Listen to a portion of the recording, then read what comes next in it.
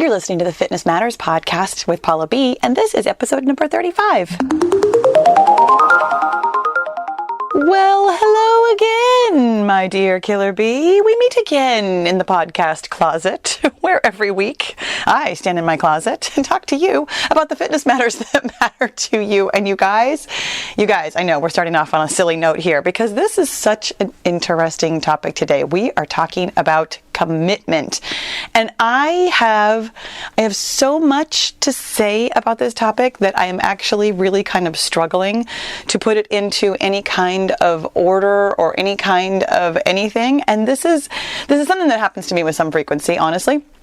I came in here with very, very few notes on my notebook, and I'm gonna wing it. We'll just see how this works, right?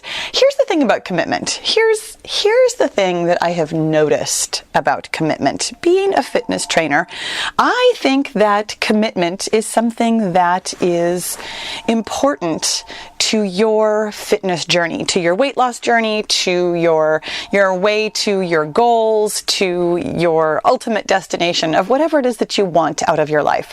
And I notice, though, that a lot of clients that I work with and a lot of people that I meet on the internet and in Facebook groups and on YouTube and everywhere I go, that what I hear a lot of is, oh, yeah, I'm trying to eat healthy. Or, that's such a good idea to get up early and work out every day. Or, oh, yeah, I really should exercise regularly.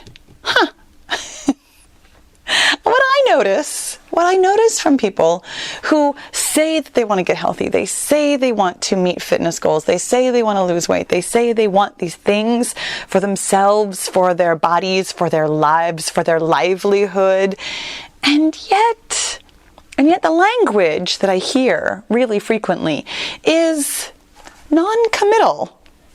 It is very vague, very open, very, well, we'll just see what happens. And I actually have a long history of this myself. When I was thinking about this topic really specifically, I was thinking about, I came at it from my perspective right now with my deep commitment to myself and my goals and the things that I want, fitness-wise, and that has truly always been easier for me.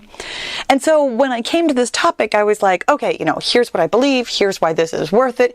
Here's how this can help you. It's so obvious. It's so easy.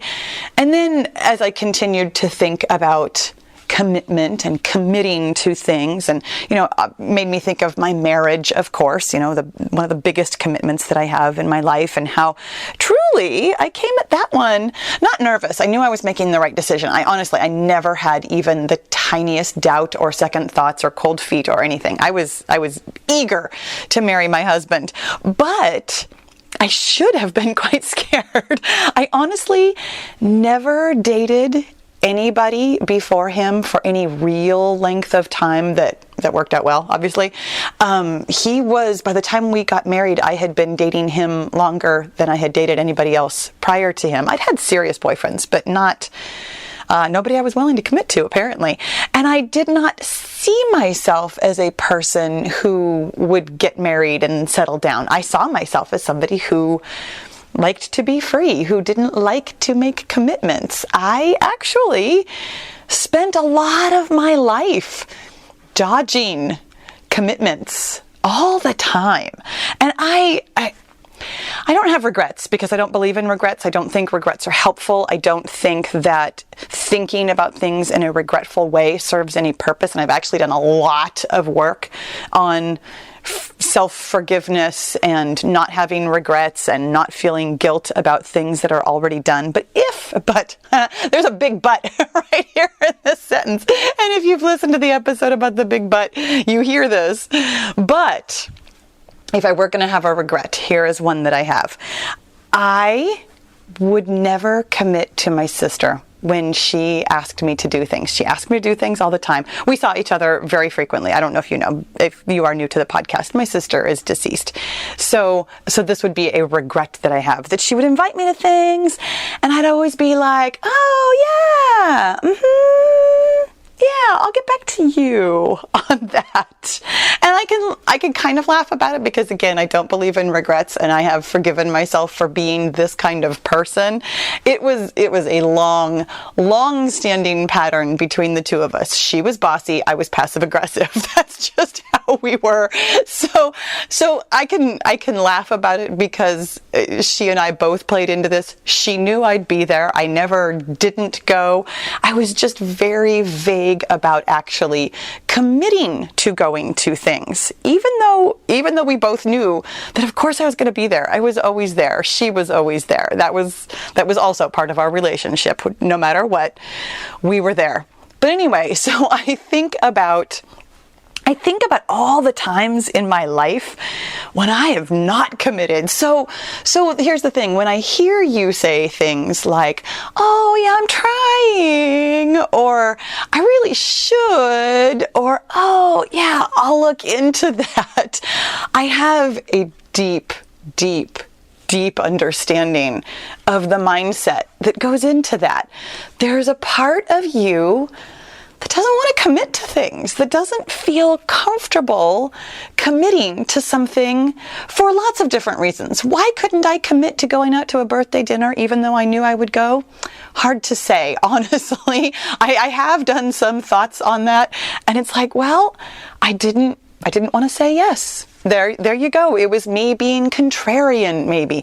There are all kinds of reasons why you might not like to commit to something. The one that I think of really specifically as far as doing something for your health, doing something for your fitness, I tend to think that a lack of commitment comes from a very, very, very natural wariness. It's not necessarily like passive aggressive towards somebody else or a contrarianness. I do honestly think that it's your brain telling you that something new is scary.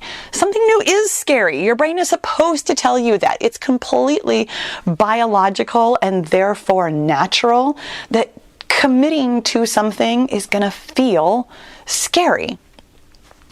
But here's the thing about committing to something.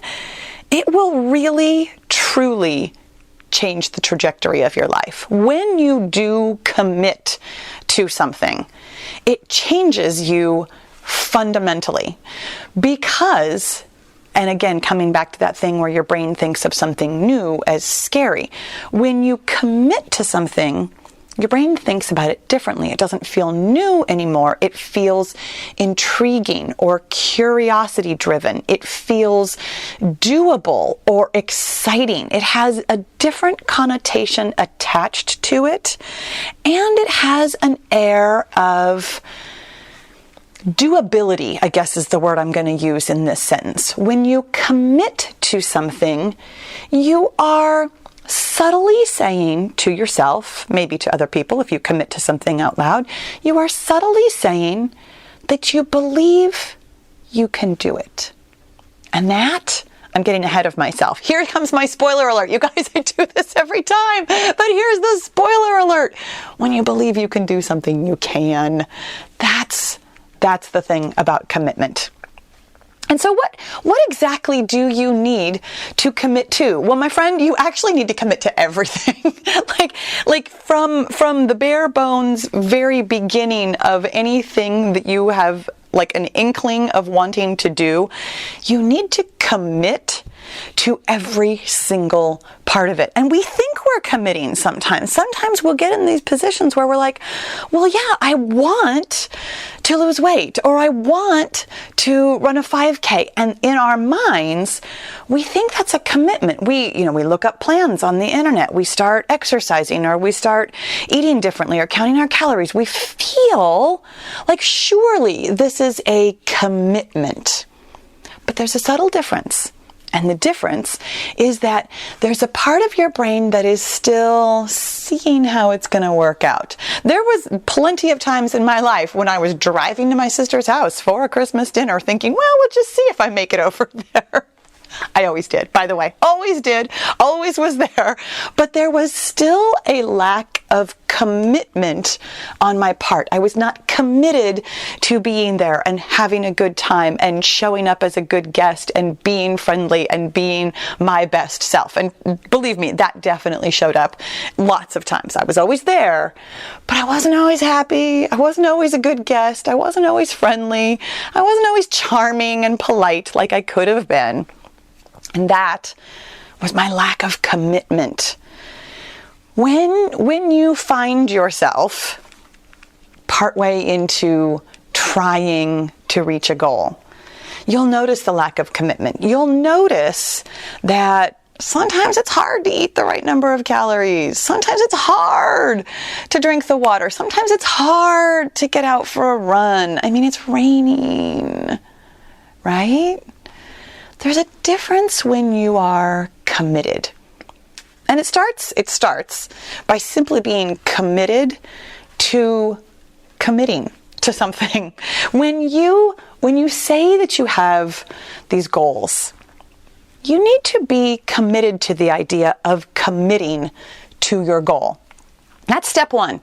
Committing to the idea of commitment. And I know we just got super meta here. We just peeled back 7 layers of the onion when we're talking about commitment, but then we're talking about the commitment to being committed and how committing that is. And then you have to believe that you're committed. I know.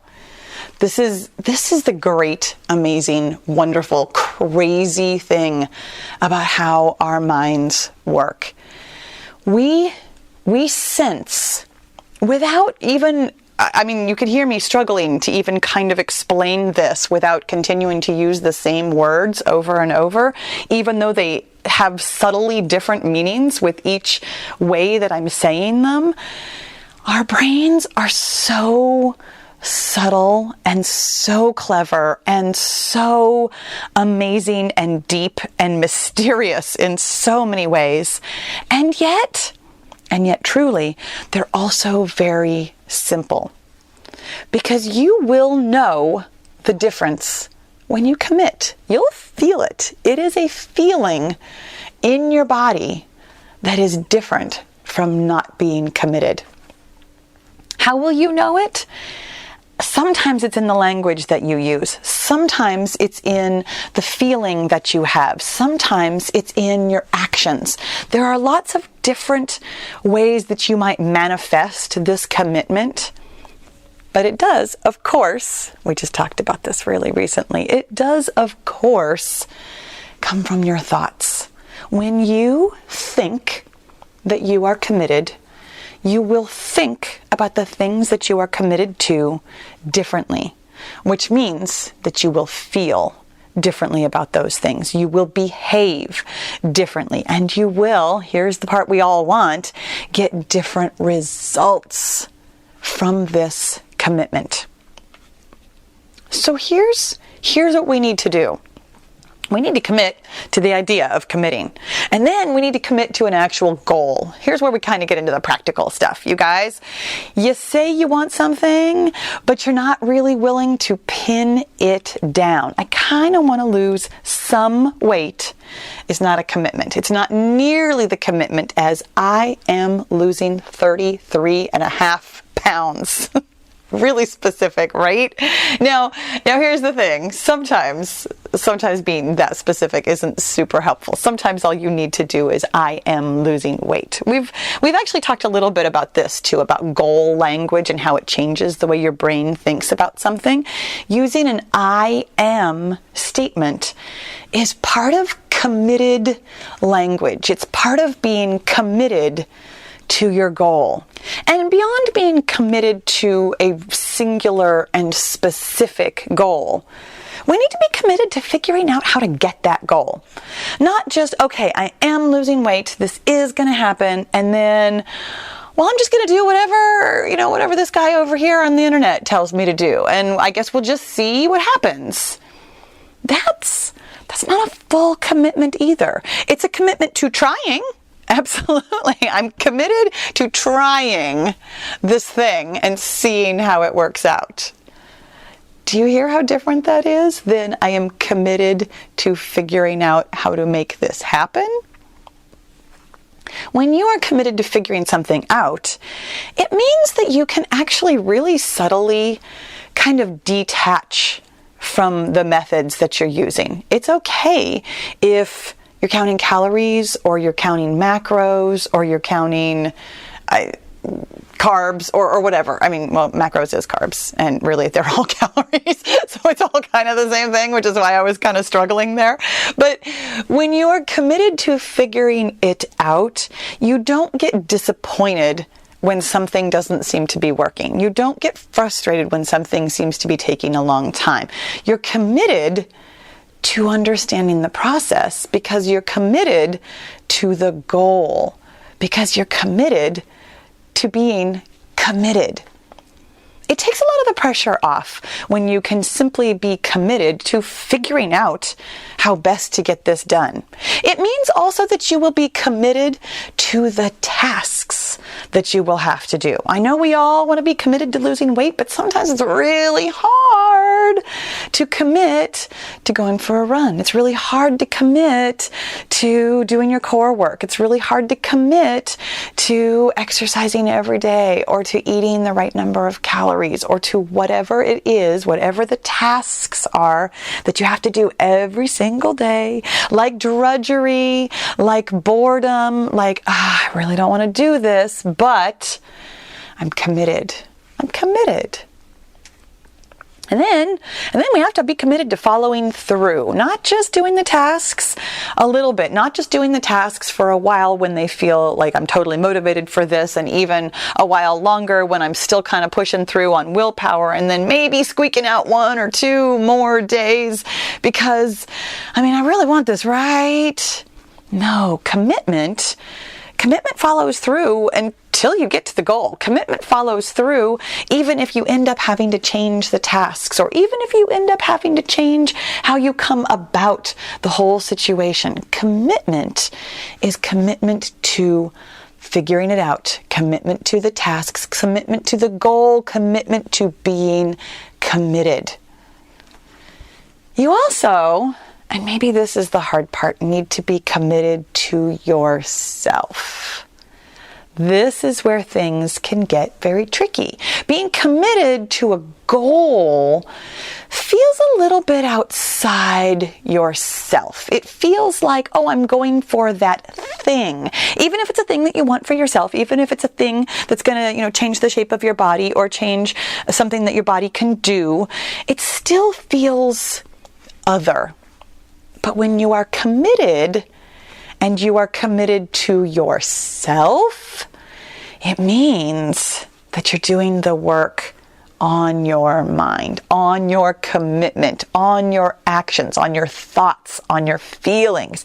Commitment to yourself is a belief in yourself that doesn't just come out of the ether. It comes from commitment. So here we are back again with this circular logic about how commitment creates commitment. Commitment creates itself because of the idea, the thought of being committed. You guys, I know. This has gone around a little bit. So let me step away from that for a quick second, and let's talk about why this can be so good for you. Being committed to something, it can feel, I know that coming back to like committing to my marriage, there's millions of years of jokes about the old ball and chain and what it is to be committed, and how it can drag you down, and how it saddles you with this responsibility. And I think that is why some of us feel very leery of commitment, because it feels like a commitment, like something we are bound to do, like being chained to something. But I will tell you that commitment, especially when it comes to commitment to yourself, and commitment to your goals, and commitment to your health and your fitness and things that you want for yourself, commitment is actually freedom. Here's why. When you commit to something, it feels very permanent in your brain. It feels like a done deal. It feels like the decision has already been made.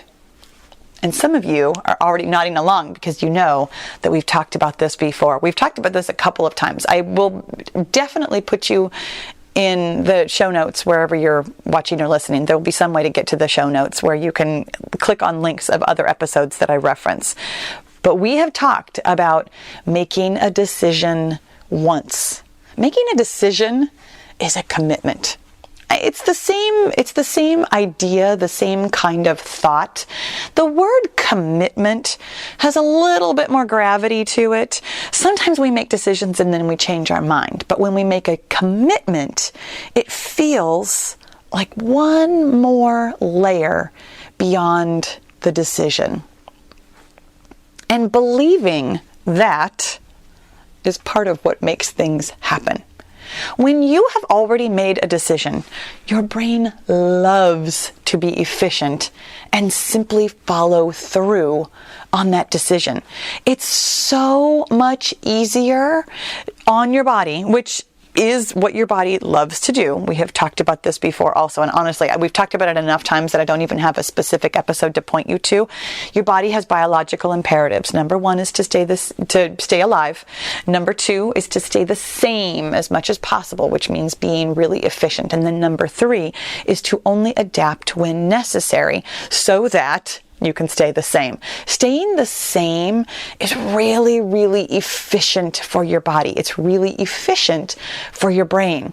So once you've made a decision that feels like a commitment, it is actually then going to be harder for you to decide something else, to change your mind. When you make a commitment and it's a done deal in your mind, your brain doesn't want anything to do with trying to decide something else. And I'm going to tell you a little story to the aside here, which I thought was very interesting. I have used the phrase decision fatigue before when we have talked about making the decision once. And I have personally considered that to be like a thing that everybody knows. Like, I mean, we all know that Mark Zuckerberg wears gray t-shirts every day and Barack Obama only has like gray and blue suits because they have such high level thinking to do in the world that they didn't want to spend their time deciding on what to wear, that therefore they could spend their brain power on other things. And so I was going to bring that up today and talk about decision fatigue, about how, once you've decided on something, it's easier for your brain to just follow through on that. And the more decisions we try and make, the harder it can be for you, that your brain gets really tired of this. And so I, for whatever reason, decided to do like 10 seconds of research on decision fatigue.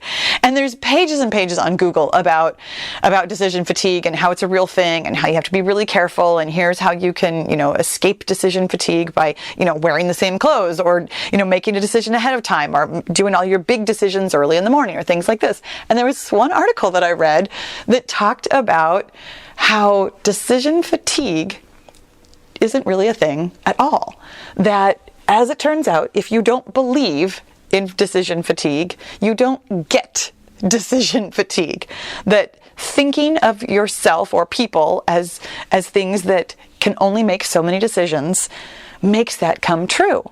And it was so interesting to me because here I was going to come at you with a decision fatigue argument, and yet this article that I read basically proved what we've already been talking about with this meta thing, that whatever you believe is going to come true, is going to come true. So if you believe that being committed will help you be committed, you'll be committed. and then it'll work. Our brains are so fascinating. So fascinating. But I will tell you a funny story also about believing in decision fatigue and believing in commitment.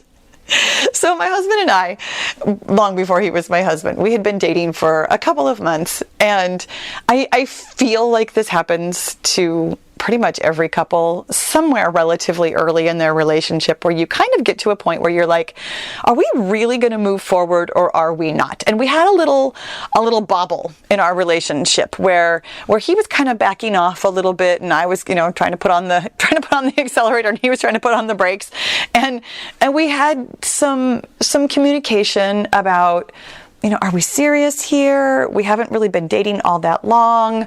Are we exclusive? What are we doing with this? Where is this going? We had the big, where is this going conversation. And there was a couple of days where he wasn't entirely sure where we were going. And therefore I wasn't either. And I remember being like, okay, for a girl who can't commit to things, I feel really sad about this. This is really difficult. I had thought that we were going someplace with this. And then my husband, and this is only funny if you know my husband, but I promise you this is a really funny story. And I don't use it against him. I use it for him because it's so apropos of our entire marriage.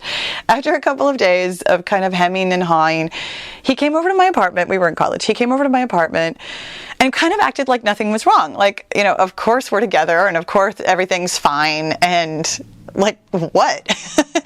It was super funny. It was such a guy thing to do, but it was super funny. And I, being the girl, was like, but we need to talk about this. We need to dissect it endlessly. And I need to understand what you're thinking and what's going on and where we're going from here. And he said to me, he was like, yeah, I mean, we could, break up or date other people or whatever, but I mean, I really like you and you've already met my parents, so we might as well stay together. And I tease him after nearly 25 years of marriage that the real reason that we are together after all this time is because I had already met his parents.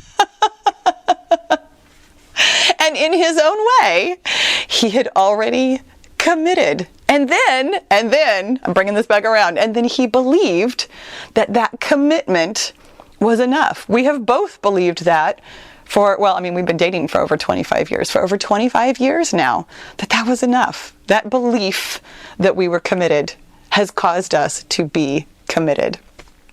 You guys, this was circular today. As promised, there was a lot, and it might take a couple of times through to kind of dissect this and figure out exactly how this works in your life, how you are either being committed or not.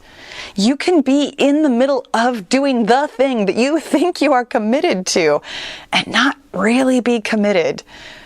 Paying attention to how you feel, how you talk to yourself, how you are going about your process of setting your goal, getting your goal. It requires some commitment. I want to hear. I want to hear now. I mean, first of all, tell me funny stories about, your long marriage and why you're still married. Or tell me, what is it that you are going to commit to now? What are you seeing in yourself that is different than I'm going to try, or I really should, or that's a good idea? What are you willing to commit to? I'd love to hear. You guys have a fantastic day, and I'll talk to you soon.